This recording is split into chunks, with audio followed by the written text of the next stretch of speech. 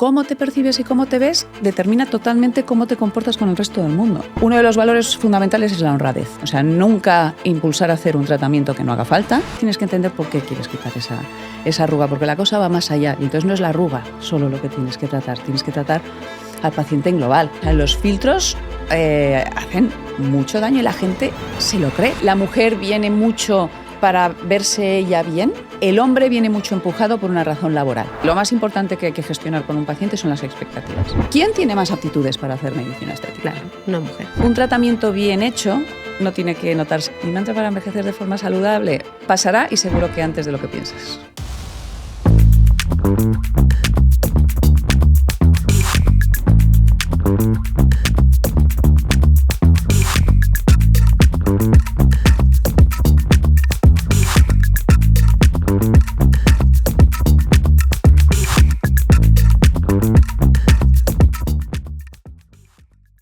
En Women by Coconut invitamos a grandes referentes para darles voz e inspirar a generaciones.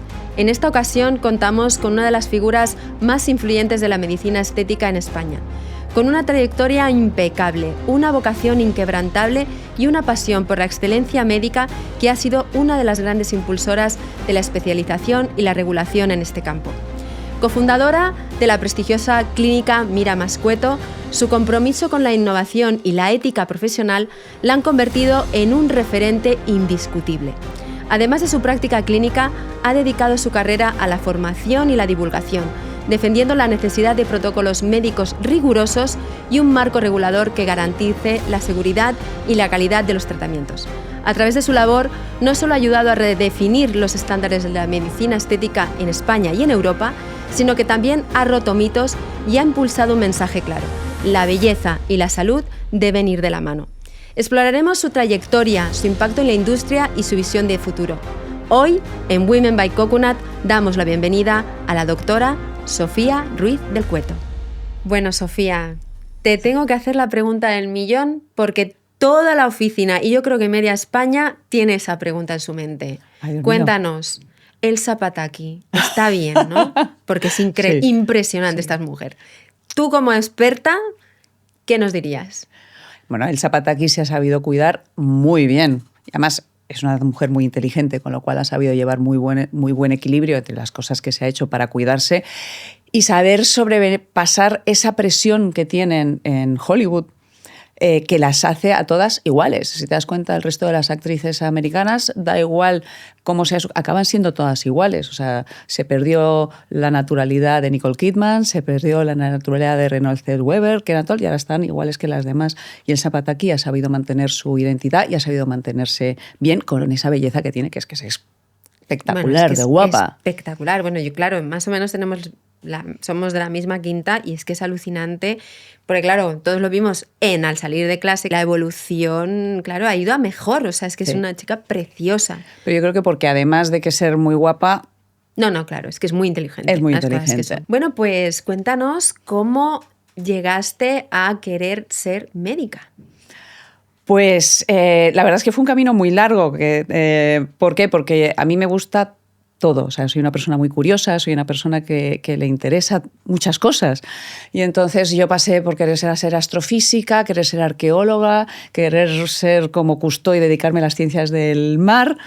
Y finalmente, ya muy tarde, ya a los 18 años, decidí que lo que me gustaba era la medicina, algo que aunaba un poco la ciencia con las humanidades, y decidí dedicarme a la medicina. En ese momento estaba muy lejos de nada de pensar en medicina estética ni nada que se le pareciera. Pero sé que había alguna parte ahí, ¿no? Bellas Artes, Ahí sí. ahí había un toquecito, ¿no? Sí, porque cuando me decanté finalmente por medicina me quedó un poco la espina de... A mí me encanta el arte, me gusta muchísimo el arte y me encanta la historia también.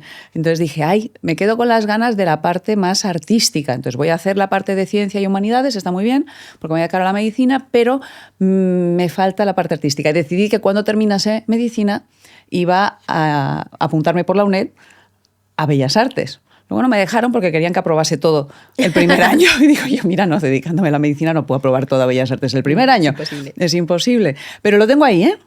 No lo suelto. Pero bueno, la parte bonita es que al fin y al cabo te has dedicado, yo creo que dentro de la medicina, de las especialidades más cercanas al arte, ¿no? Porque es que hacéis arte. O sea, en mi casa es verdad que, por ejemplo, sí, tengo un pariente médico, pero es un tío abuelo al que no he visto nunca, con lo cual creo que no me ha influido mucho, salvo que sea genéticamente, no creo que hayamos tenido esa influencia, pero sin embargo en mi casa sí que es una casa muy artística, empezando evidentemente por la literatura, por mi madre, pero luego mi abuela pintaba maravillosamente bien, mi tía también pinta, o sea, es pintora, tengo una prima que también se dedicó a la escenografía y ahora hace unos montajes de presentaciones y demás espectaculares. O sea, en mi casa el tema del arte abunda. Yo cuando descansaba de estudiar el MIR y demás pintaba. Jolín, pues entonces viene a todos de casta, ¿eh? O sea, me da a mí la sensación. Oye, y en un mundo de la medicina estética que sí que es cierto, ¿no? Que es principalmente femenino, ¿cómo te abriste paso y acabaste siendo uno de los grandes referentes? ¿Cómo fue ese camino? Bueno, a mí me encanta porque eso de ser referente es una cosa que me estoy enterando ahora y te lo agradezco. Pero... Sofía, ves haciéndote la idea porque esto es un hecho, vamos. Pero yo creo que al final, cuando quieres hacer las cosas bien y trabajas para hacerlas bien, es verdad que despuntas. Si solamente vas a esto es fácil y hago dinero, puedes hacer dinero una temporadita y después no engañas a nadie mucho tiempo más. O sea, si la gente ve que tu interés es el desarrollo de una medicina científica, rigurosa, si trabajas por ello, si ven que ese es tu interés, pues evidentemente acaban recurriendo a ti, ya sea para dar formación, ya sea para dar conferencias, ya sea pues para llevar el tema de la normativa europea. Entonces, yo creo que al final es una cosa que si trabajas bien, buscas la excelencia, pues al final despuntas. Exactamente. ¿Y cuál ha sido en tu trayectoria, cuál ha sido el mayor reto? Porque de esto hemos hablado en muchos otros capítulos y obviamente hay diversas respuestas, pero en tu caso, porque, a ver, llegar hasta donde has llegado no tiene que haber sido fácil. Entonces, ¿cuál es el mayor reto? Pues mira, mi mayor reto ha sido compaginar. Y no solo compaginar lo que es evidente, puesto que soy madre, entonces, primordialmente, soy madre y después además soy médico. Y entonces es, número uno, compaginar esa labor de madre y de médico, porque ahora en esta generación tenemos que ser número uno en todo. Sí. Si eres médico tienes que ser número en tu profesión y entonces es punta de tu profesión, pero también tienes que ser la mejor madre. Y luego, además, lo más difícil de todo, lo que más ha sido complicado para mí, ha sido la parte empresarial. Al tener una clínica propia y demás, los médicos no estamos preparados y yo creo que la gente de los que nos gusta la medicina no tenemos tanto esa cabeza. Hay médicos que por supuesto que sí tienen ese don, pero yo no. La parte empresarial. Nadie te prepara. Ahora mis hijos en el colegio sí dan algo de economía, pero nosotros no dimos nada. Cero de economía. Entonces yo cuando voy al banco llego y les digo, mire, perdona, hábleme en cristiano. Porque a palabrejas no me gana nadie. Si usted empieza a usar palabras raras, yo que soy médico, tengo más. Así que haga usted el favor de explicarme las cosas claritas, sencillas y con palabras que pueda comprender. Me ha gustado eso de las palabras. Porque es verdad, es que llegas al médico y te dice, no, porque el tal, no sé qué, el bypass, te dice, no. O sea, a mí el dinero entra y sale. Y explíqueme cómo hago para que entre más y salga menos. Sobre todo en sus comisiones, hágame el favor. Entonces, esa parte de empresarial, de gestión con los bancos, de gestión de la empresa, yo no estoy preparada, yo no he dado nada de eso. He tenido que estudiármelo yo, he tenido que preparármelo yo, he tenido que hacerlo a base de ensayo y error, y esos errores son muy caros. Esa compaginación para mí ha sido... Claro, es que aparte de ejercer tu profesión, además, claro, has tenido que ser empresaria. Claro. Y emprender. Sí. Ambas cosas que parece que son lo mismo y no es lo mismo. No es lo mismo. Y en todo este tiempo, ¿ha existido un momento que haya sido decisivo, que haya hecho clic en tu trayectoria? Hay un clic muy importante de cara a la medicina estética y de cara a despuntar en la medicina estética, que fue cuando me di cuenta que yo no soy un médico que se dedica a pinchar. Evidentemente, pinchar es una de mis herramientas y los tratamientos que hago a través de inyección y demás son una de mis herramientas, pero el médico siempre ha sido una persona que ha estado a la cabeza del paciente. ¿Y eso qué significa? Que estás ahí en todo. Eres médico para todo.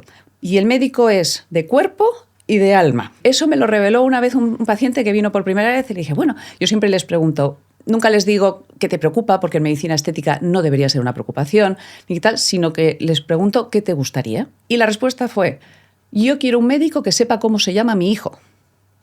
No me preguntó por qué bien pinchaba yo, ni qué productos usaba, ni si le iba... No, quería... Y además dije, esto es... Porque esto es lo que quieren todos los pacientes. Quieren que les conozcas, que te preocupes por ellos, y por su entorno. No solo es ese paciente, sino su familia, su trabajo, cómo se sienten. O sea, tienes que entender muy bien qué es lo que quieren. No solamente es quitar una arruga. Muchas veces tienes que entender por qué quieres quitar esa arruga, porque la cosa va más allá. Y entonces no es la arruga solo lo que tienes que tratar. Tienes que tratar al paciente en global. Lo vimos mucho después del COVID. Yo que normalmente tengo unas consultas que pueden tardar, pues a lo mejor media hora en hacer una consulta de información, pues se nos iba a 45 minutos, una hora, por las ganas que tenía la gente de hablar. Y muchas veces conseguías más con ¿sabes? Hablando con la palabra, con tal, que dando un pinchazo. Qué bueno. Me pasó con una paciente que igual es una paciente de hacía mucho tiempo, que llegaba y dijo, no, es que claro, acababa de superar un cáncer, pero estoy en el trabajo y me hacen bullying y quieren que me vaya. Y claro, yo estoy recuperada del cáncer, estaba la pobre pasándolo fatal. Y entonces... yo soy católica y entonces no sé por qué, porque esto no lo hago, o sea, no lo suelo combinar, pero de repente me salió del Espíritu Santo y le dije, ¿rezas? Y me mira y me dice, sí. Y tampoco sé por qué dije esto, porque esto tampoco lo hubiera dicho en la vida. Le dije, pues rezas mal. Me dice, ¿perdona? Yo no, lo que quiero decir es que a que no estás dando gracias. Y me dice, ah. Y yo que la conocí hace tiempo le dije, no das gracias, tu madre se preocupa porque la conozco, porque sé los nombres de sus hijos y su madre y demás. Entonces, tienes una madre que te cuida, has recuperado la salud, tienes una hermana que tal, no sé qué. Y le empecé a contar las cosas buenas que tenía novia. Y entonces empezó ella, pues es verdad, porque tal, no sé qué, y esto y lo otro, y empezó a dar gracias, y entonces dije, bueno, fenomenal, pues ahora le dejé el espejo y le dije, ¿qué te gustaría? Y se miró al espejo y dije, pues no sé, porque ya me veo mucho mejor. Hay una serie de profesiones que van más allá. No es lo físico, sino que van más allá. Sí. O sea, vosotros con... que yo lo he vivido en mi momento cuando se me descolgó la cara, que siempre lo explico, yo estaba pasando un momento dificilísimo y salí, bueno, que me comía el mundo porque dije, vuelvo a ser yo, ¿no? ¿Tienes alguna anécdota, algún caso que realmente el caso te llegara al corazón porque dijiste, jo, es que esta persona, cómo ha venido y cómo se va, ¿no? Tuve un caso de una chica joven, una niña que tenía un complejo horroroso con la nariz. Y entonces venía con el pelo por la cara, no te miraba a los ojos, ¿sabes? La traía su madre, porque estaba terriblemente acomplejada con la nariz, se veía muy fea. Y entonces, pues sí, pudimos un poquito ayudarle a rectificarle la nariz, ponerse más mona, levantarle un poquito la punta y demás. Y a la revisión llega, se había cortado el pelo, se había dado mechas, vestía diferente, claro. Había quedado con amigas, era otra. Es que esto tiene que hacer una ilusión, porque claro. Es que realmente cambias vida, porque es muy importante sentirse uno seguro de sí mismo, sí. Que a veces no se le da la importancia que tiene. No. Hay un estudio muy interesante que se hizo en Estados Unidos y lo que hicieron fue cogieron a un grupo de jóvenes y les decían os queremos para la campaña de Navidad para dar folletos a la salida de los grandes almacenes. Y entonces les dijeron, pero bueno, a un grupo os vamos a poner granos. Y le ponían granos con maquillaje y tienes que ir a la puerta de los estos a dar los panfletos. Y entonces aquellos que le habían puesto los granos daban la mitad de los panfletos que aquellos que no tenían los granos. Y entonces les decían, ¿por qué? Dice, no, es que la gente no se acercaba, claro, con estos granos, ¿cómo se van a acercar de tal, no sé qué, no sé cuánto? Y entonces llegaban y les daban el espejo, no les habían puesto granos, no tenían nada, pero ellos pensaban que sí. Entonces habían perdido totalmente la autoconfianza de acercarse a la gente y decirle, toma un panfleto, algo tan sencillo como toma un panfleto, no nos vamos a tomar un café. Pues algo tan sencillo como eso, habían perdido la autoconfianza, entonces ya no se acercaban a la gente porque les daba vergüenza cómo estaban, que no lo estaban. Claro. Entonces, pero sí achacaban que el resto les miraba mal porque tenían granos. Totalmente. ¡Qué fuerte! Entonces, cómo te percibes y cómo te ves determina totalmente cómo te comportas con el resto del mundo. Y esta que antes lo has comentado, ¿no? Esta confianza que tienes que generar entre paciente y médico, ¿cómo la creas? ¿Cómo generas ese ambiente de confianza? Porque hace muchísimos. Pues lo creas escuchando. O sea, lo más importante es escuchar qué es lo que quiere y que la persona se siente escuchada. Es decir, si tú no sabes exactamente qué es lo que quiere esa persona, si la persona llega y dice, no, es que yo quiero tratar esto, y dices, fenomenal, ala, tratamos las arrugas de expresión y se acabó. Pero a lo mejor no es eso lo que quiere. Claro. Se ve la mirada triste, se ve tal, a lo mejor no era eso. A lo mejor lo que tenías que haber tratado a lo mejor es más la ojera. Si no escuchas el interés que tiene, si la otra persona no se ve escuchada y entendida, no hay relación. Simplemente es eso, te conviertes en una simple tratadora de arrugas, pero esa no es la idea. O sea, tú lo que haces es buscar el bienestar de tu paciente. Y para buscar el bienestar de tu paciente tienes que saber qué es bienestar para esa persona. Y tienes que escuchar. O sea, nosotros en la primera visita que hacemos, la primera consulta, es una consulta que por lo menos dura media hora, 45 minutos, en el que hay que escuchar. Escuchar e intentar entender y después confirmar. Entonces lo que quieres es tal porque tal, no sé qué, no sé cuánto. Y saber qué sentido estético tiene. No es lo mismo una persona que llega ideal, súper vestida de tal, que una persona que a lo mejor pues, llega vestida pues, más hippie, más... Tú puedes tratar lo mismo de manera diferente según cómo sea la persona, porque tienes que adaptarte a ella. No, es que esto me parece dificilísimo. Y teniendo en cuenta esta parte, ¿no? De que a mí me da la sensación que hay como unos valores muy intrínsecos, ¿no? Detrás de todo esto. ¿Cuáles son esos valores innegociables para ti, tanto profesionales como personales, ¿no? Porque creo que hay ambas. Pues mira, nosotros a la hora de hacer equipo, porque en el equipo lo que haces es buscar personas que tengan esos valores. Entonces, a la hora de formar el equipo, desde luego, los valores de capacidades, yo soy capaz de darte una formación, pero necesito que vengas de tu casa con estos valores. Uno de los valores fundamentales es la honradez. O sea, nunca impulsar a hacer un tratamiento que no haga falta.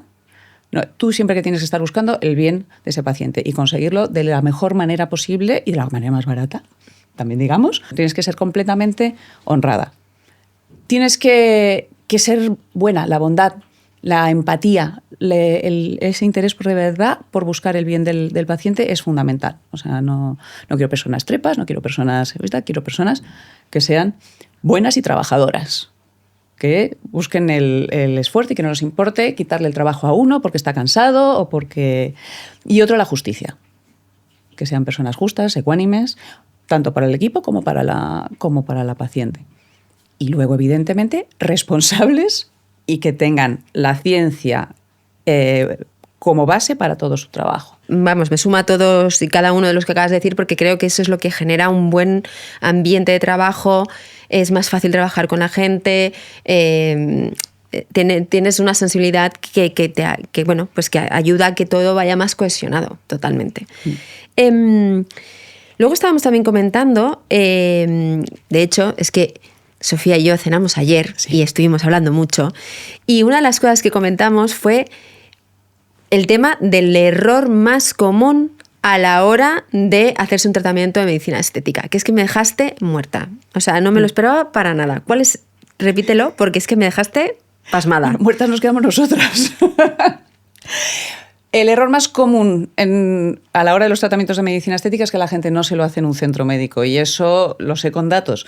Se hizo una encuesta a 20.000 personas, no es una encuesta pequeña, una encuesta con una muestra muy, muy grande en la que se le preguntó si se hacían medicina estética, y en aquellas personas que se hacían medicina estética se les preguntaba dónde. El 65% de las personas se la hacían en centros no médicos, es decir, recurrían a tratamientos que según el Tribunal Supremo los debe realizar un médico, y recurrían a centros que no lo eran, o centros que no eran adecuados, o centros se lo hacían en zonas que el centro no estaba habilitado para medicina estética. Los centros tienen que tener una licencia especial para la medicina estética, porque no solamente es para realizar los tratamientos, sino pues si hay una complicación, el saber atenderlos, y el médico tiene que tener una licencia y una formación específica. Tiene que estar todo bajo la licencia que se llama la U48. Y vamos a explicar cuáles son esos tratamientos qué son medicina estética. Porque es que yo creo que puede ser, es que la gente no sabe. Claro. ¿Cuáles son los tratamientos que realmente los tiene que hacer un médico? Así, enumera los más importantes para que la gente sepa que eso se lo tienen que hacer en un centro de medicina estética con un médico. Como genérico, cualquier cosa que produzca un efecto biológico por debajo de la epidermis. La epidermis es la capa la más superficial, la capita más finita que tiene. En la cara tiene aproximadamente 0,1 milímetro, la que nosotros hidratamos con las cremas. Esa es la parte cosmética. Lo que va por debajo es, y un efecto biológico, pues un efecto biológico cualquiera de un estímulo, o hacemos una lesión, como hacemos con un láser, una lesión controlada para producir una regeneración, porque inyectamos algo debajo. Por eso digo que ahí están rellenos, los neuromoduladores, los láseres, las radiofrecuencias, las luces pulsadas, peelings más agresivos, porque es verdad que hay una parte que es una exfoliación que se puede hacer porque actúa solo sobre la capa más superficial de la epidermis, que se llama la capa córnea, que sería la capa esa que son de células muertas y que cuando es muy gruesa se nos queda la piel apagada.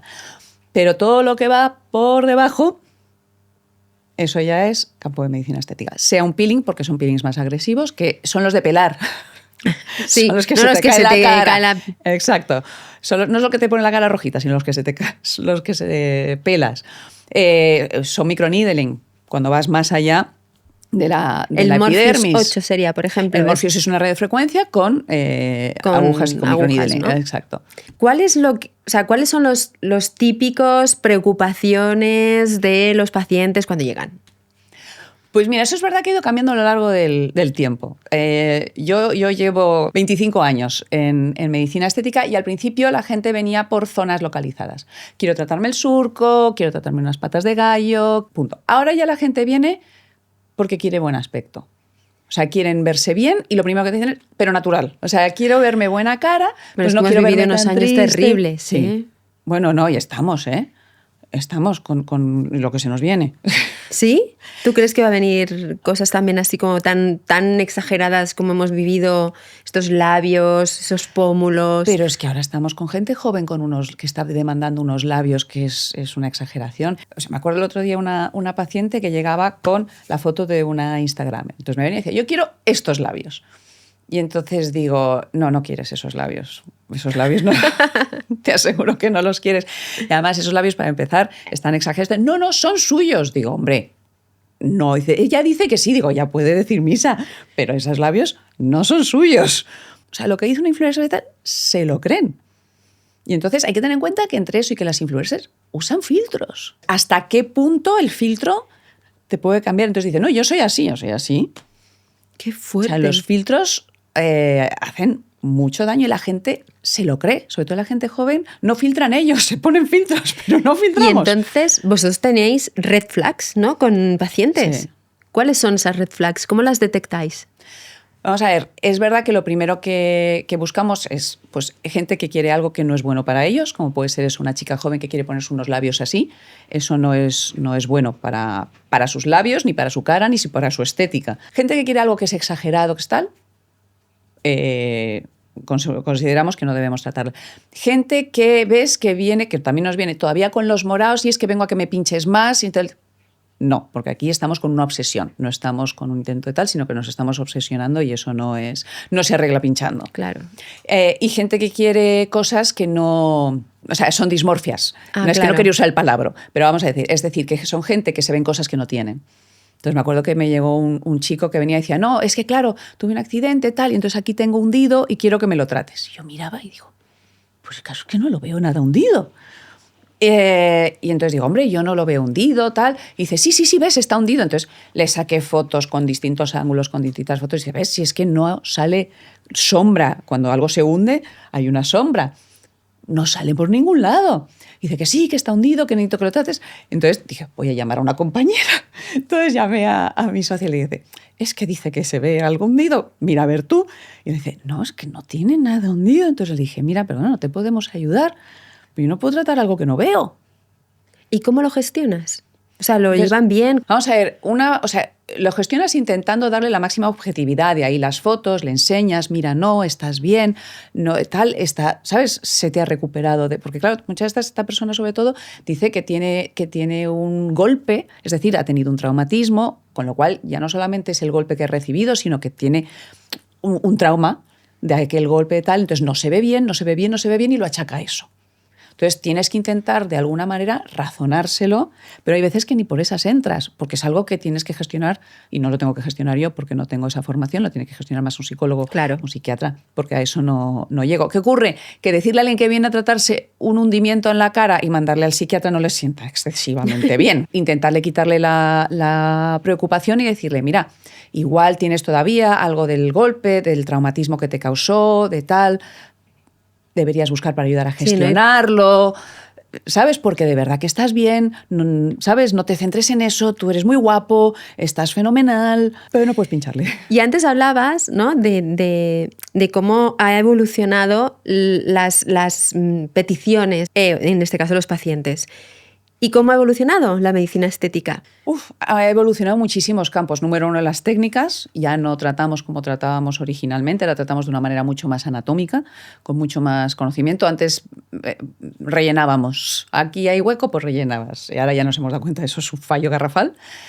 Número uno, las técnicas. Número dos, los productos. Cuando yo empecé teníamos un colágeno y teníamos un hialurónico que venía de cresta de gallo, que había que hacer una prueba de alergia. Y Botox, que sé que tú no puedes decirlo. Exacto, también tratábamos las arrugas de expresión y láseres. Láseres que en ese caso eran más agresivos, por eso yo empecé con un láser de CO2, que es un láser muy agresivo.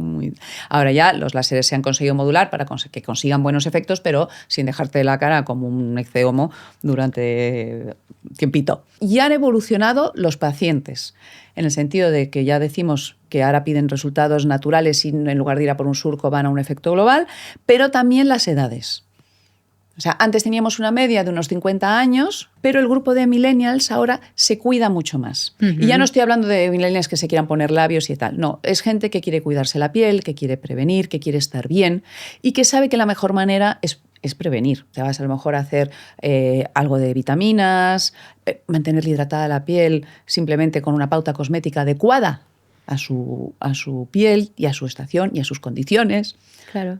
Entonces ahí ya nos ha cambiado también.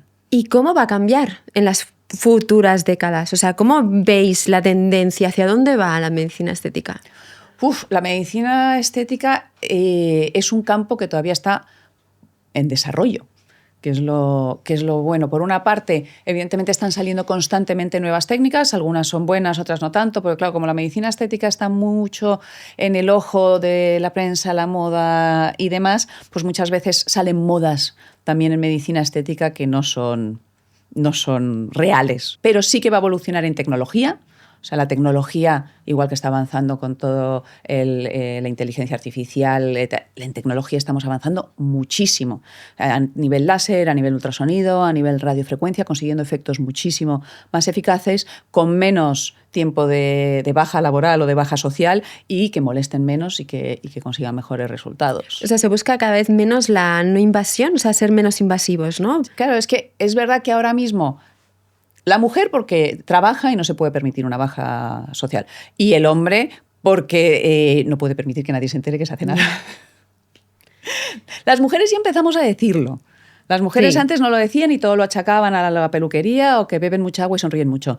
Pero los hombres, es que los hombres no pueden permitirse ni que se note ni que se... ¿Y has visto un incremento también de los hombres que se quieren cuidar? Sí. Es verdad que las razones se ha visto que son diferentes. O sea, por ejemplo, la mujer viene mucho para verse ella bien. El hombre viene mucho empujado por una razón laboral.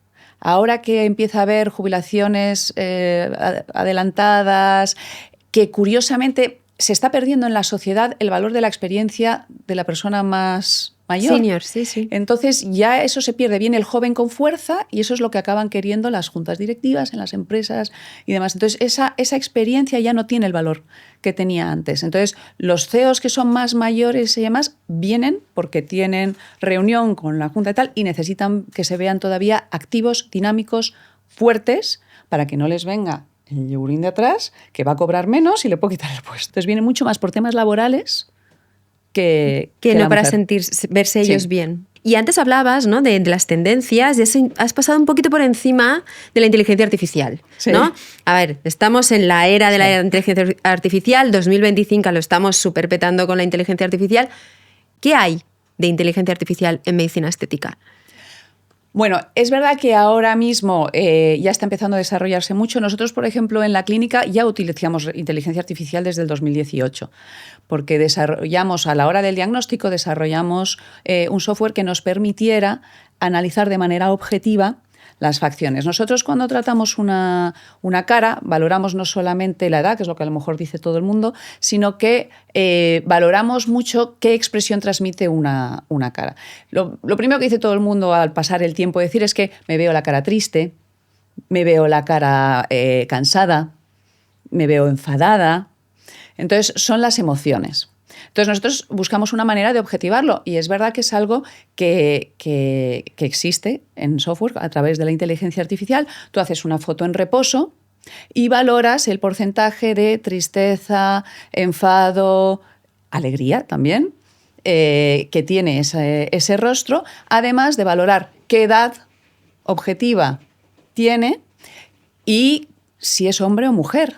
Porque hay mujeres que pueden estar masculinizadas y hay hombres que pueden estar feminizados. Claro. Y todo eso nosotros lo modulamos con medicina estética. Entonces, a través de ese software de inteligencia artificial podemos dar un valor numérico, no solamente a lo que tiene una paciente, decirle, mira, es que tú tienes una tendencia a que tus rasgos estén tristes, estén tal, y esto se arregla de esta y de esta manera, sino que además después vemos la evolución. Entonces la persona pasa de tener un 80 de tristeza a tener un 20, pasa de tener 65 años a tener 60, si quieres. Qué fuerte. Y yo me acuerdo que, hablando de filtros que estábamos comentando antes, yo me acuerdo que hubo una época, que hubo una tendencia en TikTok, sobre todo, que había un filtro que te veías tú con 60 o 70 años, ¿no? Este tipo, no digo de filtros, pero imagínate que hubiera una IA que te sirviera para poder ver cómo vas a envejecer y que vosotros pudierais, no sé, ¿no? Como revertir o adelantarnos para que eso suceda lo más tarde posible o que pues determinados gestos o rasgos que dices, jo, pues es que no me gusta, ¿no? Por ejemplo, este típico del ceño que es horrible, que todo el mundo odia, pues que eso no esté, ¿no? Sí. ¿Esto existe? ¿Sería algo que sería interesante como modelo de negocio, chicos? Existe, eso ya existe. O sea, es verdad que es algo que nosotros estuvimos planteando utilizar, pero luego nos dimos cuenta que la persona es más compleja que todo eso. Ya. Es decir, yo he tratado a gemelas idénticas y las he tratado diferente, porque han envejecido diferente. Claro. Porque ya no solamente es cómo es tu rasgo y cómo ese rasgo puede envejecer, sino qué es lo que haces, cómo es tu vida, cómo envejeces diferente. Entonces, ya no solamente... Entonces, eso en la inteligencia artificial al final me acaba despistando. ¿Por qué? Porque lo que la inteligencia artificial me puede dar de cómo envejece una persona es lo que yo ya sé como médico. Pero yo tengo que individualizar en el paciente. Entonces, a la hora yo de analizar una cara, yo sí sé detectar los puntos débiles que van a tirar de esa cara para abajo, van a hacer envejecer esa cara, mientras que la inteligencia artificial hoy por hoy todavía no me lo da. Igual que dicen otros que dicen, no, pues mira, así con la inteligencia artificial yo te voy a demostrar cómo queda tu tratamiento. Falso. En eso no es verdad, porque yo con la inteligencia artificial te puedo poner una nariz de Pinocho, pero yo no te voy a poner en un tratamiento poner una nariz de Pinocho. Bueno, y que también me imagino que cómo evoluciona, ¿no? Eso se tiene que asentar, se tiene que desinflamar, etcétera, y que cada uno responde de una manera. Exactamente. Entonces, esa parte tampoco la hemos querido utilizar como tal y existe. ¿Por qué? Porque para empezar crea falsas expectativas y lo más importante que hay que gestionar con un paciente son las expectativas. Es decir, no se puede conseguir todo con medicina estética, no se puede conseguir todo en todo el mundo. Yo no puedo tener los labios de Angelina Jolie. No, claro. Yo no puedo tener los labios de Angelina Jolie porque mi estructura no lo permite, nunca van a dar de sí así y además nunca van a voluminizar en ese sentido y además no me pegan a mi cara. Claro. Entonces, no se puede hacer todo con medicina estética. Entonces, hay que explicar muy bien al paciente qué es lo que se puede conseguir en su caso. En tu caso podemos conseguir esto, en tu caso es aconsejable hacer eso, pero no podemos conseguirlo todo, con lo cual ese sistema que te va a decir, no, hacemos esto con el tratamiento, no es cierto. Hay que poner los pies en el suelo y tener claro las posibles expectativas que pudiéramos llegar a tener, ¿no? Bueno, hace unos mesecitos tuvimos a tu madre aquí, porque claro, mucha gente no lo sabrá, pero su madre es Carmen Posadas, a la que adoramos, ya lo sabes. ¿Cómo ha influido ella en tu carrera Y una segunda pregunta, así también un poco, ¿cuál es el mejor consejo que te ha dado? Bueno, ha influido todo en mi carrera. Desde ayudarme a elegirla, porque cuando yo pasaba por esa fase de ahora quiero ser astrofísica, ahora quiero ser arqueóloga, me acuerdo cuando le dije, mamá, es que yo voy a ser arqueóloga. Entonces ella me miraba. Son los ojos muy Te veía abiertos. vestida de Indiana Jones, ¿eh? No, de Indiana Jones me veía yo. Ella me veía en la realidad. Y entonces me decía, ay, hija, ¿qué vas a barrer el desierto con un cepillito? Y yo me veía ahí con unas dunas, con un cepillito. Dije, me lo voy a pensar. Te llevaba a la realidad, ¿no? Exacto, me ponía los pies en tierra. Y entonces es verdad que me ha orientado mucho en todo momento. A la hora de, en medicina estética, por supuesto, también. Siempre ha sido un apoyo brutal.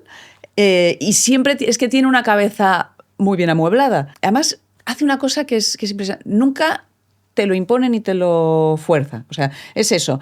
No me parece bien que pues me podía haber dicho, pues no hagas arqueología porque vas a perder el tiempo, porque no es una carrera tal. No, su frase fue, vas a barrer Entonces ya me puso una imagen y no me dijo, no lo hagas. Solo ten en cuenta lo que estás haciendo. ¿Y el consejo?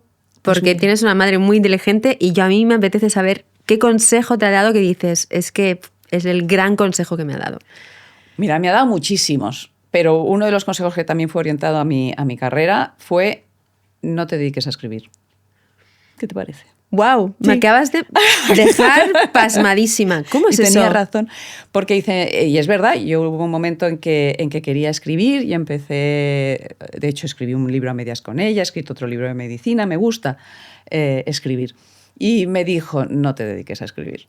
Y es verdad, me dijo, es que es muy duro, es muy difícil, claro, porque si tu madre es Premio Planeta, es quien es, te parece que aquello escribes y vas a salir adelante. Me dice, no te engañes. Es que no es fácil salir adelante en esto, es muy duro, es muy difícil. Yo he tenido que trabajar muchísimo, he tenido que pelear muchísimo y no quiero eso para ti. Entonces el consejo fue... Qué fuerte, o sea, no me lo hubiera imaginado en la vida que te hubiera dicho esto. Pero sí que es cierto, claro, es quien es y además algo que yo creo que también es importante, ¿no? La presión, ¿no? Porque si no serías hija de Carmen Posadas, la presión, ¿no? O sea, la presión que deberías de tener. Sí. Qué fuerte, pues qué buen consejo, ¿eh? O sea, me parece... Sí. No me lo imaginaba y me has dejado muy, muy impresionada. Bueno, siguiendo con temas de vida, ¿cuál es tu filosofía de vida? Mi filosofía, o sea, yo tuve un momento muy difícil en este, y mi filosofía de vida es algo muy básico que sabe todo el mundo. No busques la felicidad porque la felicidad la montas tú, la organizas tú. O sea, siempre estás buscando una felicidad y cuando tenga esto voy a ser feliz y cuando tenga esto voy a ser feliz. Y es, no, si tú puedes ser feliz ahora. O sea, la felicidad la tienes dentro, no está en nada de lo que venga de fuera y que el negativismo es lo más letal que puedes echarte encima. Tanto por tu negativismo como por las personas negativas. O sea, hay que huir de las personas negativas. No te digo que haya que ser flower power y todo positivo y todo, ay, porque yo puedo, porque tal. No, claro. Hay que tener los pies en la tierra. Pero hay que saber muy bien enfocarte hacia dónde vas. Saber que tu felicidad no depende de que lo consigas o no lo consigas, sino que hay que ser feliz en el camino. Y eso es lo que te saca adelante de cualquier circunstancia, de cualquier situación. No, totalmente. O sea, eres tú, no va a venir nadie a cogerte de la mano y sacarte de ahí. Y ahora estaba pensando que antes cuando estábamos en maquillaje, que además te lo he dicho que te han dejado preciosa. Bueno, es que tenéis un artista. Pero es que es verdad. ¿Por qué no sabéis con qué cara he amanecido? No, que tienes... justo iba a hablar de esto, de la superpiel, ¿no? Que hablábamos, ¿no? Pues me decía, Valeria, decía, es que tiene una piel sana, mira qué piel tiene. Digo, no, sí, yo se la he visto. Y hablando de esto, pues cuando, las dos nos dedicamos a la belleza, al menos yo lo vivo en mis carnes, ¿no? La presión que se tiene por el hecho de ser mujer, dedicarte a la belleza, que yo creo que en los hombres no pasa. O sea, los hombres que se dedican a la belleza no tienen esta presión de entra el paciente, en mi caso entra mi clienta y lo primero que hace es mirarme. Sí. ¿Tú la sufres? O sea, ¿la notas esa presión de eres mujer y te dedicas a la belleza? Como tal, es verdad que no lo noto como presión, sino que es algo que considero que es necesario. Es decir, tú no dejas de ser tu tarjeta de visita. Como tú tienes una piel magnífica. Gracias. Es verdad, es que tienes una piel ideal. Entonces digo, uy, qué buenos son estos productos. Gracias también. Entonces, es verdad que es tu mejor tarjeta de visita. A mí me pasa que me vienen pacientes y dicen, no, es que fui a tal doctora y cuando le vi la cara dije, deja. Y no es la cara de mal cuidada, es cara de maltratada. Si me tengo que ir a hacer algo, lo primero que voy a hacer va a ser mirar a la persona que tengo delante. Claro. Y si veo que no tiene una armonización facial o que... Sobre todo lo que dices, ¿no? Sí. Que no se le ve natural, no. No, porque dices, bueno, sus cánones no van con los míos. Es simplemente eso, porque hay gente que lo quiere. Yo he llegado a tener pacientes que me venían con unos pómulos así que me dicen, vengo a que me pongan pómulos. Digo, pues va a ser que no. Número uno, porque es que no vas a ver el suelo, te vas a tropezar. Y hay gente, sin embargo, que eso le gusta. Entonces, esa no es lo que yo voy a hacer. Y una cosa, porque te voy a hacer la pregunta, pero es que yo creo que no existe. Me da la sensación. ¿Hay alguna vez que te hayas tenido que callar? Fue en una entrevista en televisión, además, y fue por educación. Y luego dije, no, es que yo educadamente podía haber respondido de otra manera. Entonces estábamos un cirujano plástico y yo hablando de temas de celulitis, de cómo se trataba o sea, de celulitis, no, de corporal, cómo trataba la cirugía plástica y cómo trataba la medicina estética. Entonces el cirujano plástico decía que se trataba la celulitis con la cirugía, trataba la celulitis. Y yo me decía, no, después de una cirugía la celulitis empeora. Pero no lo dije por educación, por no dejar en mal lugar a la otra persona en esto. Y luego dije, pero es que luego he sido injusta con las mujeres que están escuchando. En el momento que tú haces una cirugía y rompes toda la circulación, el problema de la celulitis es la circulación. Cuando tú la empeoras porque has hecho una cicatriz interna, que es lo que es una liposucción, pues es verdad que es que, claro, ellos no ven después la celulitis porque nos viene a nosotros. Ellos han operado, han quitado las cartucheras, pero la celulitis no la siguen. La vemos nosotros.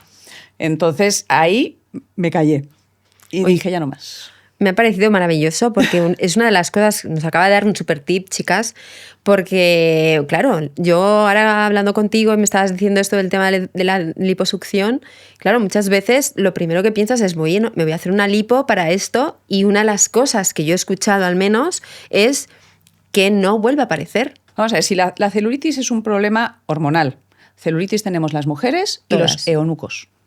Es decir, sí, si no tienes testosterona y tienes un aumento de estrógenos, los eunucos tienen celulitis. ¡Ostras, qué bueno! Entonces es un tema hormonal. Es un tema hormonal y de cómo está nuestro tejido graso, el más superficial, y cómo está irrigado. Tiene una irrigación muy deficitaria, entonces hace que se acumulen líquidos. Esos líquidos evidentemente son tóxicos porque son los de desechos de la célula. Ese líquido tóxico irrita el ambiente. Las células se defienden generando lo que llamamos fibrosis, es decir, como unos tirantes duros, como una cicatriz, que eso son la parte que tira para adentro, mientras el líquido es lo que tira para afuera. Pero eso se produce por la mala circulación y se produce por las hormonas, entre otras cosas, y por cómo es nuestro tejido. O sea, a más testosterona, menos celulitis. Exacto, en el equilibrio de esas hormonas, en efecto, no tienes tanta celulitis. ¡Qué fuerte! ¡Qué fuerte! Entonces, tú cuando haces una liposucción, que pasas la cánula y retiras la grasa y tal, eso deja una cicatriz que empeora la circulación. Claro. Entonces la celulitis no la has quitado. Pero hay una cosa que creo que es como un hecho y quiero tener como tu punto de vista. Muchas veces la gente piensa que el cuidarse, el ser femenina o no femenina, simplemente cuidarse, utilizar o ir y hacer tratamientos de medicina estética no pueden ir parejos del concepto del feminismo. ¿Tú qué piensas de esto? Pues he de decirte que a mí eso me sorprende muchísimo. O sea, yo no le veo ni la relación. En el sentido de que uno puede ser feminista y tratarse, igual que ahora se están tratando los hombres. O sea, en cuanto a los millennials y los jóvenes, prácticamente se tratan tanto los hombres como las mujeres, ¿sí? Porque entienden que es un cuidado, que es una prevención, que es, pues eso, como igual que vas al dentista a que te arregle los dientes y pues esto es igual, no te arreglas los dientes, no te vas a arreglar la cara. Claro. Entonces, es igual. Entonces, es un concepto que a mí me sorprende. O sea, ¿por qué ser feminista va reñido con verte bien? No, yo pienso lo mismo que tú. Pero es curioso porque se da. Sí, pero vamos, en absoluto, al revés. O sea, es que tienes que potenciar todo lo que tienes. Sí. Y lo que no es me centro solo en la belleza. O sea, no tenemos que ir a ninguno de los extremos. O sea, el feminismo no puede ir por, no, pues es que ahora voy sin peinar, con el ojo caído y qué tal, porque soy muy feminista. Digo, hombre, no, lo que eres es descuidada y vaga. O no te importa. Vamos. Exactamente, que también o no te importa. Fenomenal, pero no porque seas feminista. Y ahora, pues la pregunta del rigor, ¿qué es para ti el feminismo? Pues mira, para mí el feminismo es pues, una igualdad de derechos entre el hombre y la mujer, pero no una igualdad entre el hombre y la mujer como personas. Si yo tratase a mis hombres y a mis pacientes hombres y mujeres de la misma manera, porque somos todos iguales, tendría una cantidad de destrozos espantosos. Yo como médico no puedo decir somos iguales. Los hombres tienen una biología, tienen una fisiología y una anatomía diferente a las mujeres. Yo tengo que a los hombres tratarlos como hombres y a las mujeres tratarlas como mujeres. Entonces, el feminismo no es todo igual, sino igualdad de derechos. Yo soy igual ante la ley, soy igual en el trabajo, soy igual en el... Pero a la hora de contratar gente en mi clínica, lo hago más por mujeres. ¿Por qué? Porque considero que tenemos las aptitudes necesarias para la medicina estética. A ver si me explico. Se ha visto que los hombres y las mujeres percibimos la belleza de manera diferente. El hombre percibe la belleza solo con un hemisferio y fundamentalmente la belleza femenina, mientras que las mujeres utilizamos los dos hemisferios para valorar la belleza y valoramos tanto la belleza femenina como la belleza masculina. Entonces, ¿quién tiene más aptitudes para hacer medicina estética? Claro, una mujer. Igual que considero que, no sé, si yo voy por un callejón oscuro en una ciudad dudosa y tal, pues yo prefiero ir acompañada, no sé, de un chico. Exacto, de Keanu Reeves que no de Audrey Hepburn. Es que claro, exactamente. O sea, esto es así. Simplemente es así. Entonces yo creo que somos iguales en derechos, somos iguales en muchas capacidades, pero somos complementarios en otras. Claro, obviamente. Además es que nos necesitamos unos a otros. O sea, yo entiendo que ahora el feminismo mal enfocado es ese que intenta denigrar a uno para levantar a otro. Yo creo que eso es malo siempre. Es que eso no es feminismo. Ahí está. Es que eso no es feminismo. Ahí está. Ahí es donde ya nos vamos a otra cosa que no sé qué es, pues ya será o machismo o lo que sea, pero eso no es feminismo. Pues eso yo creo que es un complejo. O sea, cuando tú intentas ensalzarte a base de bajar a otro es porque tú no tienes nada para ensalzarte. Claro. Entonces solamente puedes hacerlo porque bajas al otro. Si tú sabes que tienes unos valores, que tienes un tal, que son buenos, que es... Oye, pues encárgate de subir tú, no de bajar al otro.